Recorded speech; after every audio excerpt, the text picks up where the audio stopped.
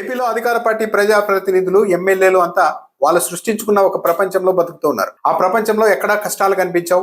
ప్రజలంతా ఆనందంతో కేరింతలు కొడుతూ ఉన్నట్టు, ఈ రాష్ట్రంలో ఏ సమస్యలు లేవు అన్నట్టుగా తెలుగుదేశం పార్టీ, జనసేన ఈ ప్రజాప్రతినిధులంతా చాలా ఆనందంగా వాళ్ళ ఆనందంలో ఆటలు ఆడుతూ, పాటలు పాడుతూ, స్కిట్లు వేసుకుంటూ, జోకులు వేసుకుంటూ హ్యాపీగా గడిపేస్తున్నారు. ఈరోజు విజయవాడలో మరోసారి ఎమ్మెల్యేల సాంస్కృతిక కార్యక్రమాలు జరిగాయి. అయితే ఈసారి ఈ కార్యక్రమాలు పెద్దగా ఆకట్టుకోలేదు. చాలా మందికి నవ్వు కూడా రాలేదు. ఆ స్కిట్ వేసిన ప్రజాప్రతినిధులు నవ్వించడానికి విపరీతంగా ప్రయత్నించినప్పటికీ కూడా ఎక్కడ స్కిట్ లో పసలేకపోవడం, చాలా నాసిరకంగా ఉండడం, ఎమ్మెల్యేల స్థాయికి తగ్గట్టు ఆ స్కిట్ లేకపోవడంతో నవ్వే వాళ్ళు కూడా కరువు అయిపోయారు. Janasena party MLA Vijay Kumar, BJP MLA Eswararao మళ్ళీ అదే కాంబినేషన్ తో ఈరోజు ఒక స్కిట్ వేశారు.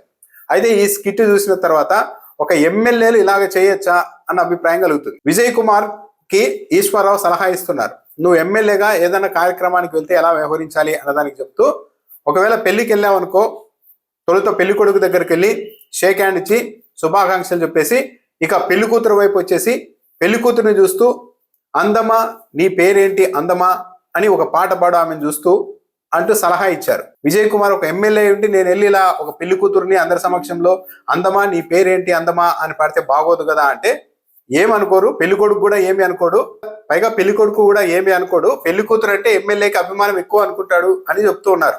అంటే ఒక ఎమ్మెల్యేలు ఒక స్టేజ్ మీద ఇదిగో మనం ఇలా ఒక ఫంక్షన్కి వెళ్తే పెళ్లి కూతురు గురించి ఇలా మాట్లాడచ్చు, ఇలా పాట పాడొచ్చు అని సలహాలు ఇచ్చుకుంటూ ఉన్నారంటే, ఇలాంటి స్కిట్లు ఎమ్మెల్యే స్థాయి తగ్గట్టుగా ఉన్నాయా, లేకుంటే జబర్దస్త్ కార్యక్రమం కంటే నాశనకంగా ఉన్నాయా అనేది ఇక్కడ అర్థమవుతుంది. ఒక ఫంక్షన్కి వెళ్ళి పెళ్లి కూతురు దగ్గరికి వెళ్ళి ఆమెను అందం చూస్తూ, ఆమె అందాన్ని వర్ణిస్తూ అందమా నీ పేరేంటి అందమా అని పాట పాడొచ్చు అని అక్కడ చెప్తూ ఉన్నారంటే, ఎమ్మెల్యేలు సరదాకైనా సరే ఇలాంటి విషయాలు చెప్పొచ్చా?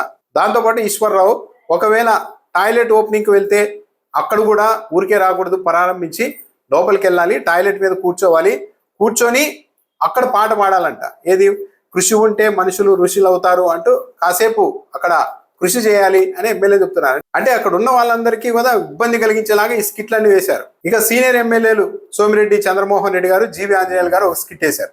ఆ స్కిట్ పూర్తిగా నారా లోకేష్ గారిని ఇంప్రెస్ చేయడానికి సోమిరెడ్డి చంద్రమోహన్ రెడ్డి గారు ప్రయత్నించారా అన్నట్టుగా ఉంది.